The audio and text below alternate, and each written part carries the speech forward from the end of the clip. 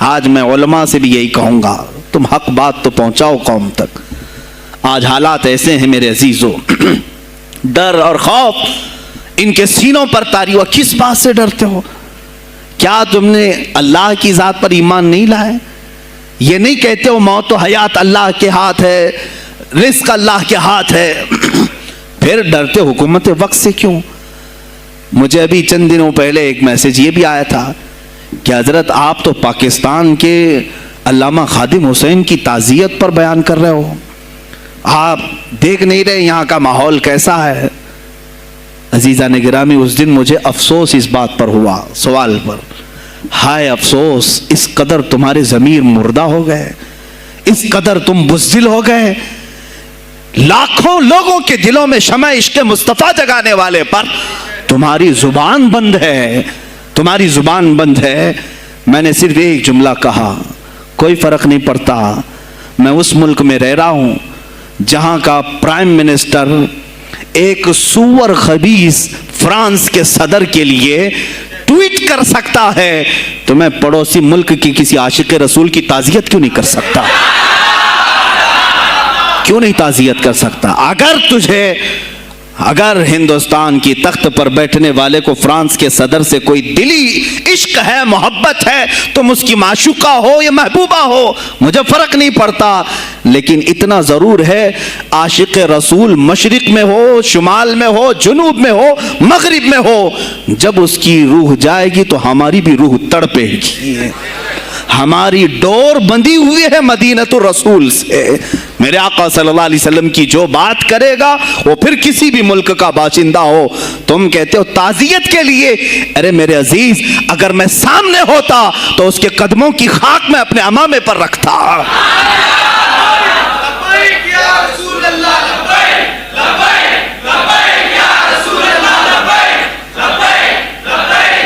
عزیزان گرامی وقار، یہ بہت خاموشی ہم نے اختیار کی، بہت خاموشی، کوئی بات نہیں۔ تم دیکھو گے حالات خراب ہونے کی جو شکایات آج کر رہے ہیں علماء، تم سب کے سب جاؤ گے۔ مجھے ابھی بچوں نے بتایا کوئی کانگریس کے لیڈر کا انتقال ہو گیا تو پیر صاحب تعزیت کے لیے باہر کھڑے ہو گئے، باہر آ گئے، ہم ان کی تعزیت کرتے ہیں۔ ڈوب مرو چلو بھر پانی میں، تمہاری گدی پہ ہی مر جاؤ۔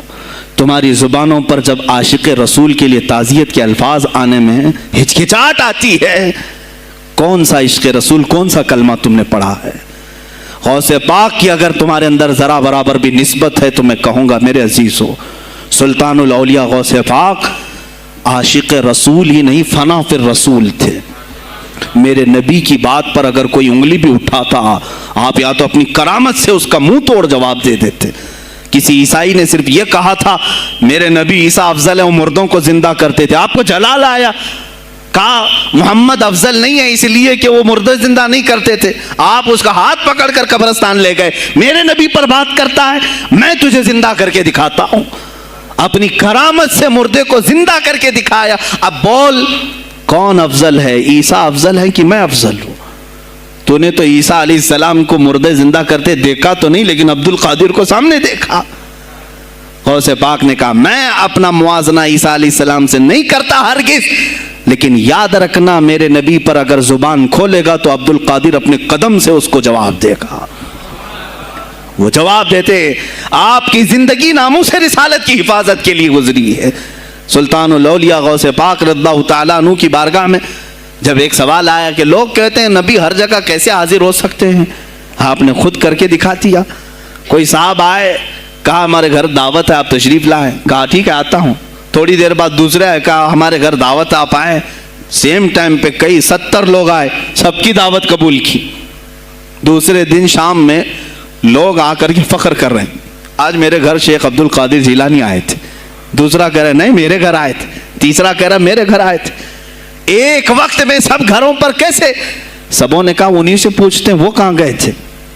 جب لوگ آئے تو سننے میں یہ آتا ہے کہ آپ ایک درخت کے نیچے بیٹھے تھے، لوگ سوال کرنے کے لیے آئے، سب آپس میں کہہ رہے ہیں ہمارے گھر آئے تھے، ہمارے، آپ بتائیں کیا کس کے گھر گئے تھے؟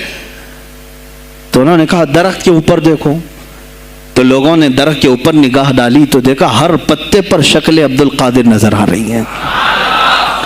فرماتے ہیں اللہ نے عبد القادر کو یہ اتنی قدرت دی ہے کہ بیک وقت وہ کئی جگہوں پر حاضر ہو سکتا ہے. تو جب ایک غلام رسول کو اللہ نے یہ طاقت دی تو رسول مختار کو کتنی طاقت دی ہوگی. انہوں نے ناموس رسالت کو واضح کیا ہے میرے عزیزو. اولیاء کاملین اسی لیے آتے ہیں, وہ نبی کا پرتو بن کر کے آتے ہیں, اور آج ان کے نام کی 11ویں کھا کر کے موٹے ہو رہے ہیں, بس اور کچھ نہیں. اور لوگ یہ سمجھتے ہیں نفس کو موٹا کر کے تم اپنی زبانوں میں گھی لگا چکے ہو, بولو گے تو پکڑے جاؤ گے, بولو گے تو تمہارے اوپر کیس ہو جائے گا. ہو نہیں دو میرے عزیزو. آج تو حالات ایسے ہیں, میں رو پڑا کل جب مجھے یہ رپورٹ ملی کہ صرف ہندوستان کی سوشل میڈیا پر 25,000 پوسٹ میرے نبی کی شان میں گالیاں دی گئی ہیں. 25,000 لوگوں نے گستاخی کی ہے. تم بھی تو رات بھر انٹرنیٹ چلاتے ہو, پورا کا پورا وقت اپنے موبائل میں صرف کرتے ہو. جانا ہے تمہیں بھی میرے آقا کی بارگاہ میں, یاد رکھنا حضور پاک صلی اللہ تعالی علیہ وسلم کے دربار میں جانے والے ہو اور تمہارا کوئی عذر قبول نہیں کیا جائے گا. حضرت سعد بن ربیع کی وہ بات مجھے یاد آتی ہے, جنگ احد میں حضور کی حفاظت کے لیے لڑتے لڑتے میدان میں ایسے آ گئے تھے کافروں کے کہ آپ کے گوشت کے ٹکڑے اڑ رہے تھے, جسم کے گوشت کے ٹکڑے اڑ رہے تھے. میرے آقا دیکھ رہے تھے. شام کا وقت ہوا, احد کا میدان, ہوازیں, سناٹا, 70 لاشیں پڑی ہوئی تھی صحابہ کی. اللہ کے نبی نے پکارا میرے سعد کو ڈھونڈو, کہاں ہے سعد, کہاں ہے. صحابہ کہتے ہیں ہم آواز دینے لگے سعد تم زندہ ہو, رسول تجھے بلا رہے ہیں. حضرت سعد بن ربیع 7 لاشوں کے نیچے دبے ہوئے تھے اور سانسیں بھی چل رہی تھی, سانسیں چل رہی تھی. صحابہ نے جب آواز دینا شروع کیا کہ رسول پاک یاد کر رہے ہیں, وہیں سے وہ حرکت کرنے لگے. اندر سے آواز دی اے جوانوں سعد زندہ ہے, میں یہاں لاشوں کے نیچے دبا ہوا ہوں. ہٹائی گئی لاشیں تو دیکھا ان کے جسم میں کچھ بچا ہی نہیں تھا, کچھ نہیں تھا, سب پھٹ چکا ہے. پیٹ کو تک چاک کیا گیا ہے, سانسیں باقی ہیں. سعد بن ربیع کہتے ہیں اے صحابہ شاید میں رسول اللہ تک نہیں پہنچ پاؤں گا, حضور اونچے ٹیلے پر بیٹھے ہوئے ہیں, شاید نہیں پہنچ پاؤں گا. میرا سلام میرے نبی تک پہنچا دینا, حضور تک پہنچا دینا. لیکن آنے والوں کو کیا کہا جانتے ہیں, میں اے جوانوں تم سب سے کہوں گا آج کے حالات میں. سعد ابن ابی ربیع کہتے ہیں اے صحابہ میں تو جا رہا ہوں, میری آخری سانسیں ہیں, لیکن اگر تمہاری آنکھیں چمکتی رہی, تمہارے جسموں میں جان باقی رہی, اور میرے نبی پر اگر کسی نے انگلی اٹھائی اور گالی دی, میں قیامت کے دن اسے نہیں چھوڑوں گا. اور یاد رکھنا اللہ کی بارگاہ میں تمہارا کوئی عذر قبول نہیں کیا جائے گا اگر تمہارے جیتے جی تمہارے نبی کی ذات پر کسی نے کیچڑ اچھالا. حضرت سعد ربیع اتنا کہہ کر کے انتقال ہو گئے, وہ حضور تک پہنچائے بھی نہیں جا سکے. اے میرے عزیزو, اے جوانو, تم کیا سمجھتے ہو کہ تم دنیا سے اسی طرح نکل جاؤ گے؟ قرآن میں بھی اللہ نے کہا ام حسبتم ان تدخلوا الجنت, تم یہ سوچ کر کے بیٹھے ہو کہ ہم جنت میں چلے جائیں گے. پیر صاحب کا دامن پکڑ لیا ہے, مجھے تو جانا ہی ہے جنت میں, پیر بخشوا دیں گے ہمیں. تم برس میں 1 مرتبہ 11ویں کر کے اور فاتحہ نیاز کر کے سمجھتے ہو اسلام کا حق ادا کر دیا. یہاں تمہارے نبی کی عظمت پر روز بروز حملے ہو رہے ہیں. آج کفر کھل کر کے آیا ہے سامنے, نہیں دیکھتے آپ, کفر کھل کر کے سامنے آیا ہے تعصب کے ساتھ. ہر شہر میں جاتے ہوئے گنڈے للکار رہے ہیں اسلام کے خلاف ہمارے ملک میں. اگر میں کھل کر کے آیا تو میرا کیا جرم ہے اس میں, میرا کیا قصور ہے اس میں کہ آپ بھی میں نہ بولوں؟ ہاں آج تمہارے پاس طاقت ہے, پاور ہے, جو کچھ بھی حسر اور رسوخ ہے, اس سے زیادہ کیا کرو گے کہ تم مجھے جیل میں بند کر دو گے؟ میں کل کی تفسیر میں بھی یہی کہا, ایک مولانا صاحب نے کہا کیا آپ اتنا بول رہے ہیں, آپ پر ایسے ایکٹ لگائے جائیں گے کہ زندگی بھر آپ کی ضمانت ہی نہیں ہوگی. آپ پر ایسے قانون لگائے جائیں گے کہ آپ کی زندگی بھر ضمانت ہی نہیں ہوگی. میرا دل یہ کہتا ہے اے لوگوں, اس طرح جی کر فائدہ بھی کیا؟ ایسی آزادی کس کام کی جس میں روز اٹھتے ساتھ میرے نبی کی شان میں گستاخیاں ہم سن رہے ہوں, اور حضور کو کوسا جا رہا ہوں, ہم کھاتے پیتے گھوم رہے ہوں. اس سے بہتر ہے کہ جیل کی کوٹری میں ہم زندگی گزار لیں، کل بارگاہ مصطفیٰ میں اٹھنے والا چہرہ تو رہے ہمارے پاس۔ اگر اللہ کے نبی صلی اللہ تعالیٰ علیہ وسلم نے سوال کر لیا پکڑ کر کے کہ تیرے زندگی میں، تیری جوانی میں مجھ پر تو لوگ رنگیلا رسول کہہ رہے تھے، تو کیا کہہ رہا تھا؟ تو کیا کہہ رہا تھا اس زمانے؟ تم کیا کہو گے؟ اے اللہ کے نبی، میں مزدور تھا، میں کچھ نہیں کر سکتا تھا، میں غریب تھا، کام کاج کرتا تھا، میں کچھ نہیں کر سکتا تھا۔ یاد رکھو اس وقت میرے آقا تمہارے سامنے بلال حبشی کو لا کر کھڑا کر دیں گے۔ یہ کیا تھا بلال؟ یہ تو غلام تھا، اس کی پیٹھ پر سل رکھ کر کے پیٹھ گلا دی جاتی، تب بھی اپنی زبان پر میرا نام لینا نہیں چھوڑتا تھا۔ تم کون سی مزدوری کی شکایت لے جاؤ گے؟ بہانہ کرو گے اللہ کی بارگاہ میں، رسول کی بارگاہ میں بہانہ کرو گے؟ اے گروہ علماء، تم کو اللہ نے ممبر دیے ہیں خطابت کے لیے، اللہ نے اپنے رسول کا ممبر تمہیں دیا ہے، اس لیے نہیں کہ تم حکومت کی خوشامدی کرو، تم اپنے وقت کے طاغوتی قوتوں کی خوشامدی کرو، اس لیے نہیں، بلکہ آج تم سے قوم مصافحہ کر کے ہاتھ چومتی ہے صرف اس لیے کہ تمہاری زبان پر نام مصطفیٰ ہے۔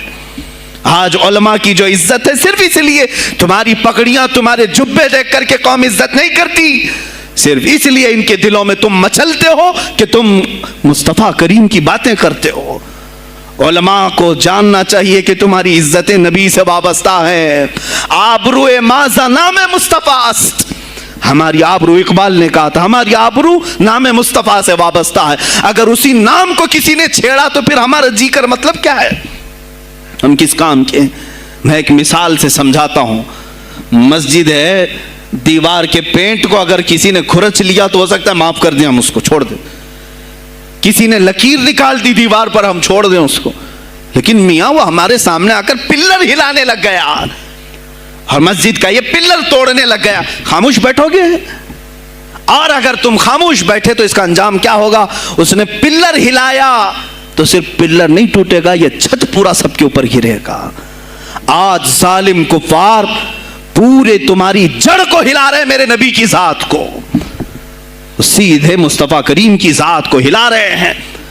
اللہ کے حبیب صلی اللہ تعالیٰ علیہ وسلم کی ناموس کو ہلکے میں مت لینا میرے عزیزو، لاکھوں جانیں جاتی ہیں، جائیں اسلام پر، حضور اکرم صلی اللہ تعالیٰ علیہ وسلم کی ذات کو ہلکے میں مت لینا۔ اور اگر انہوں نے ہلانا شروع کیا ہے اگر حضور کی ذات پر، حیرت ہو رہی، 25,000 پوسٹ تم میں سے کس نے کمپلینٹ کی ہے؟ سائبر کرائم کو کمپلینٹ کر سکتے تھے، ہمارے جذبات کو ٹھیس پہنچا ہے۔ ہم آزاد ملک میں رہ رہے ہیں، میرے نبی سے چھیڑ چھاڑ کیوں ہو رہی ہے؟ کسی نے آواز اٹھائی؟ کچھ ہیں اللہ ماشاءاللہ، کچھ علماء، کچھ وکلا اس کے پیچھے لگے ہوئے ہیں، لیکن میرے عزیزو ہر مسلمان کا یہ ہے تمہاری نسبت رسول پاک سے ہے۔ اب انہوں نے ہلانا شروع کیا تو انتظار کرو، جس دن یہ چھت گرے گی عذاب بن کر سب پیچھے جائیں گے، سب اس میں گرفتار ہوں گے انشاءاللہ العزیز۔ ہم مہم چھیڑیں گے، ہم مہم چھیڑیں گے اس بات کی۔ اگر آج تم کثرت میں ہو تو اس کا کیا مطلب جو چاہے تم کر لو گے؟ ہم اتنے گئے گزرے تو نہیں ہیں کہ ہمارے نبی کے اوپر بھی تم چلے جاؤ۔ ہاں ہمیں رون دیا، ہمیں مار دیا، ہمیں قتل کر دیا، سب برداشت کر لیا، لیکن اب اس سے آگے نہیں برداشت کریں گے انشاءاللہ العزیز۔ میں آواز دیتا ہوں اسی منبر سے، اے گروہ علماء، اے جماعت صوفیہ، اے خانقاہ کے گدی نشینوں، باہر آؤ، آؤ حکومت وقت سے ایک مطالبہ یہ کرو، اے حکومت وقت کے تخت پر بیٹھنے والوں، ہمارے ہند میں پارلیمنٹ میں بھی ایسا قانون پاس کرو کہ کوئی میرے نبی کی ذات پر بھونکے تو اسے موت کی سزا ہو جائے۔ ہم یہ چاہتے ہیں۔ اگر اس قانون کو تمہیں لانے میں کچھ زندگیوں کی ضرورت ہے تو یہ فقیر حاضر ہے اور میرے ساتھ بھی کچھ تمہارے لیے حاضر ہوں گے، لے لو ہماری جانیں اور ایک قانون ایسا بنا دو تاکہ قیامت تک پھر یہاں پر کوئی نہ بھونکے میرے نبی کی ذات پر۔ تم قانون صرف میرے نبی کے لیے نہیں، تم اپنے دیوی دیوتاؤں کے لیے بناؤ، شانتی سے رہو۔ ہم نے کبھی تمہارے خلاف بھونکا نہیں ہے، ہم نے کبھی دیوی دیوتاؤں کو چھیڑا نہیں ہے، اس لیے کہ اسلام اس کی اجازت نہیں دیتا، ہم گالی نہیں دیتے، ہم اسلام کی حقانیت سے بیان کرتے ہیں، لیکن خاموش رہنے کی یہ سزا ہمیں دی جا رہی ہے کہ ہمیں گالیاں دیتے دیتے یہ اب ہمارے نبی تک پہنچ گئے۔ ہماری ماں عائشہ صدیقہ تک پہنچ گئے اور ہمارے تمام اکابرین اسلاف تک پہنچ گئے، اور 25 کروڑ کی تعداد میں خاموشی یہ اچھی نہیں ہے میرے عزیزو، اچھی نہیں ہے۔ آج افسوس اسی بات کا ہے جن کو اللہ تعالیٰ نے اپنے نبی کی نیابت عطا کی ہے، وہ نائب رسول ہیں یا کسی خانقاہ کے گدے نشین ہیں، تم یہ مت سمجھ لینا کہ تمہارے آبا و اجداد کمال کے تھے، بزرگان دین تھے، تم چھوٹے جاؤ گے۔ نہیں، سوال تو ہوگا، تمہیں سوال ہوگا، مجھ سے بھی ہوگا، میں یہ نہیں کہہ رہا ہوں کہ میں کوئی الگ ہوں، سوال ہوگا۔ آؤ سر جوڑ کر کے ہم اس سلسلے میں کوشش کریں۔ غوث پاک رضی اللہ تعالیٰ عنہ کا یہی میسج تھا۔ ہندوستان میں شہاب الدین غوری نے جو پرچم اسلام لہرایا، وہ آج تک اس کی دین ہے کہ مسلمان زندہ ہیں، اب مسلمان باقی ہیں۔ پوری دنیا میں نظام کو صحیح کرنے کے لیے آواز اٹھانا، یہ بھی اولیاء کاملین کی بات ہے، ان کی صفات ہیں۔ صرف اپنی خانقاہ میں اللہ اللہ اور ذکر کرانا ہی ان کا کام نہیں تھا، وہ دلوں کو تو دھلتے ہی تھے، لیکن جو نظام سنبھال رہا ہوتا اس کی باغ ڈور کو بھی دھلتے تھے، اس کی بھی صفائی کرتے تھے۔ تو اللہ کا ڈر رکھنے والا کرسیوں پر آئے، جو کسی کا خون چوسنے والا نہ آئے۔ عزیزان گرامی وقار، اپنے سیاسی شعور کو بھی بیدار کرو، سیاست کو سمجھو، تم کب تک استعمال ہوتے رہو گے؟ اب اس میں علماء کو بھی آنا چاہیے کہ ان کے سیاسی شعور کو بیدار کرے۔ تمہارے ساتھ آج جو کھیل کھیلا جا رہا ہے، تم ہر ایک کی جے وجے کرتے ہوئے ہر پارٹی کے پیچھے جاتے ہو، تم نے آج تک اپنا قائد نہیں ڈھونڈا، اپنا قائد نہیں ڈھونڈا۔ اور ان کو دیکھو، وہ کہتے ہیں کہ اگر پیٹرول 200 لیٹر بھی ہو جائے تو ہمارے قائد تو یہی ہیں، اس لیے کہ ہمارا ہم مذہب ہے، وہ ہمارے مذہب کی بات کرتا ہے۔ تمہارا کون ہے میرے عزیز؟ تم کسی پر متفق نہیں ہوتے، اور جو تمہارے لیڈر ہیں وہ کسی اور کے پلو میں چھپے ہوئے ہیں، ہاں کسی اور کی گود میں بیٹھے ہوئے ہیں، جا جا کر کے یہ سارے مسلمانوں کو کسی اور کے ہاں بیچ کر کے آتے ہیں۔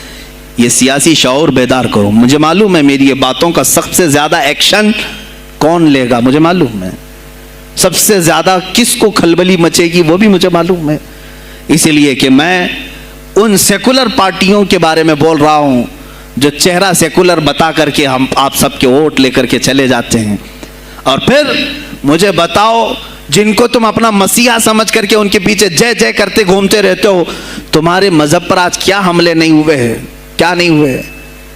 کشمیر آج تک جل رہا ہے، کہاں یہ کانگریس کیوں نہیں بات کرتی ہے جو پورے مسلمانوں کی مسیحا ہے؟ کہاں ہے وہ سماج وادی، وہ بی ایس پی، فلاں فلاں فلاں جو پارٹیاں جن میں سب مسلمان جاتے ہیں؟ کیا ان کو اتنا بھی شعور نہیں کہ وہ پارلیمنٹ میں اس کے خلاف بات کریں، کہیں کہ یہ مسلمانوں کے ساتھ ظلم ہو رہا ہے، ہم ان کے ووٹ لیتے ہیں؟ نہیں بات کریں گے، یہ صرف اور صرف تمہیں استعمال کرتے ہیں، اور انہیں معلوم بھی ہے ہم نے ان سب کو خریدا ہے، ان کے لیڈروں کے منہ میں اپنی زبان رکھی ہوئی، یہ کوئی بولے گا نہیں، انہیں معلوم ہے۔ تمہیں یہ اندازہ نہیں میرے عزیزو، آج میں بولوں تو لوگوں کو تکلیف ہوگی۔ کشمیر کے ایسے حالات ہیں، رو رہے ہیں وہاں پر۔ ایک مولانا ہیں، مسجد کے امام ہیں، انہوں نے کہا، باضابطہ حلفیہ کہا نوجوان میرے پاس نماز کے لیے آتا تھا، اس نے یہ کہا کہ حضرت کیا سوسائڈ کرنے کی اجازت ہے؟ کہا کیوں؟ کہا میرے گھر میں کچھ لوگ داخل ہوئے، میں ان کا نام ذکر نہیں کر رہا ہوں، کچھ لوگ داخل ہوئے، مجھے ہاتھ باندھ کر کے کھڑا کیا، میری ماں اور میری بہن کو ننگا کیا، میرے سامنے کپڑے اتارے اور ان کی عزت لوٹی، اور اس کے بعد مجھے ہاتھ کھول کر کے چھوڑ دیا۔ مجھے بتائیں اس کے بعد بھی جینے کا کوئی مقصد رہتا ہے؟ مجھے بتائیں اس کے بعد بھی جینے کا کوئی حاصل ہے؟ یہ سب تمہارے ساتھ بھی ہوگا۔ جہاں میجورٹی ان کی مسلمانوں کی تھی وہاں یہ ننگا ناچ کر کے دکھایا ہے، تو یہاں تو تم بہت قلت میں ہو، تمہارے ساتھ بہت کچھ ہو سکتے ہیں، اب بھی اگر خاموش رہے۔ اسی لیے میں بار بار کہتا ہوں، اٹھو وہ گھر نہ حشر نہ ہوگا پھر کبھی، دوڑو کہ زمانہ چال اپنی چل گیا۔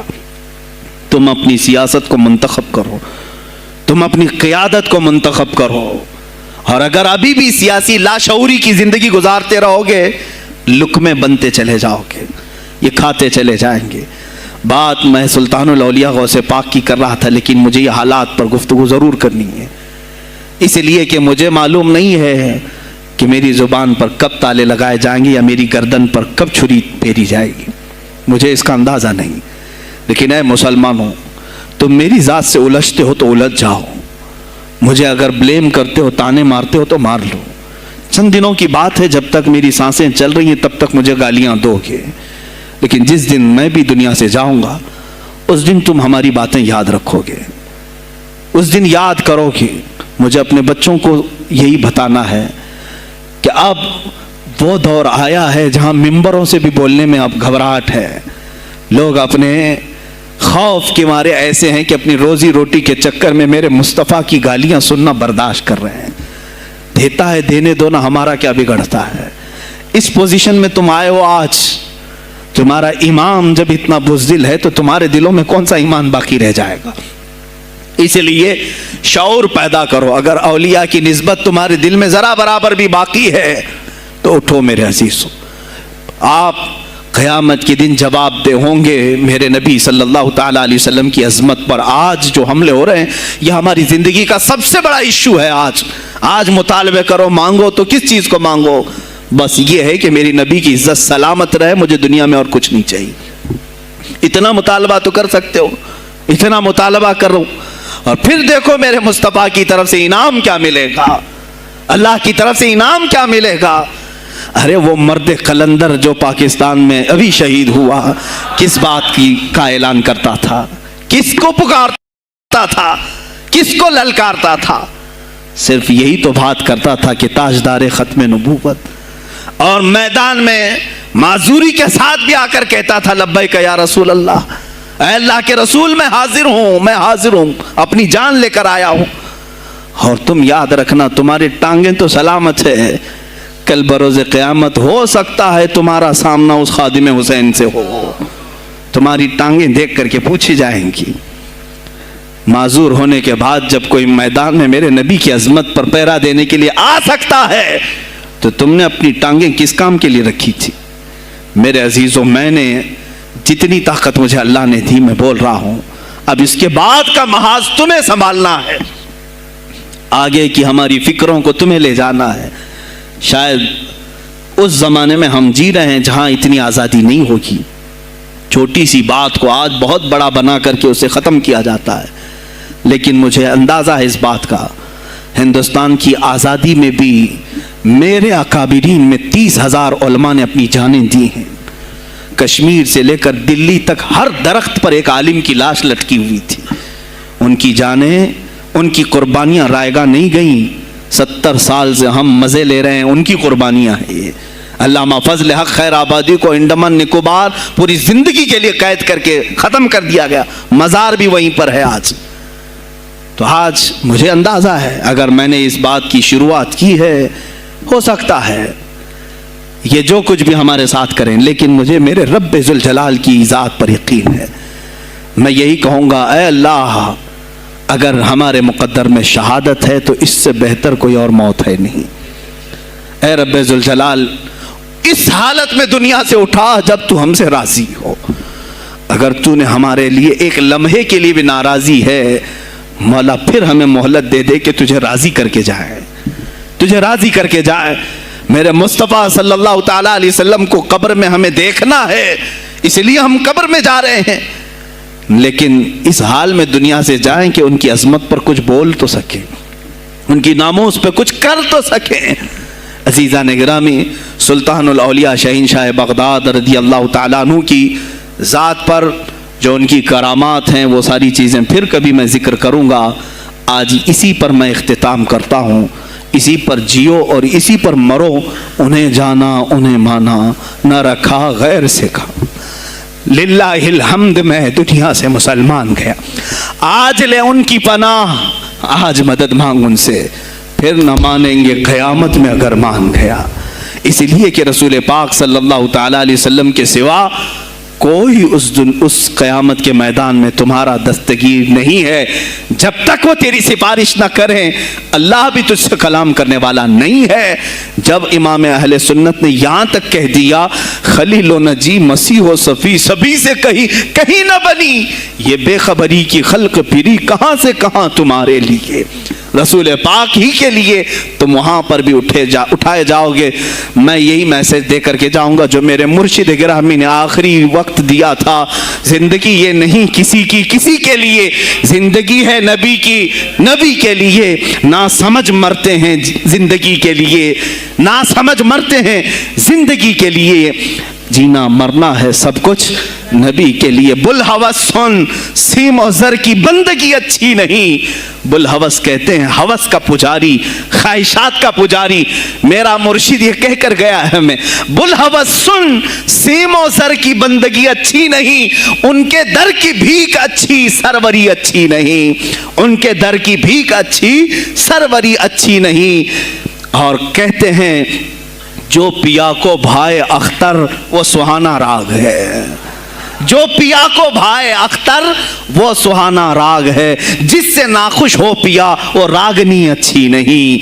जो मेरे नबी को ना पसंद आए वो बात ही अच्छी नहीं, जो मेरे नबी को ना पसंद काम हो वो काम ही अच्छा नहीं। जिससे नाखुश हो पिया वो रागनी अच्छी नहीं। व आखिर दावाना अनिल हम्दुलिल्लाहि रब्बिल आलमीन। सलाम अलैकुम।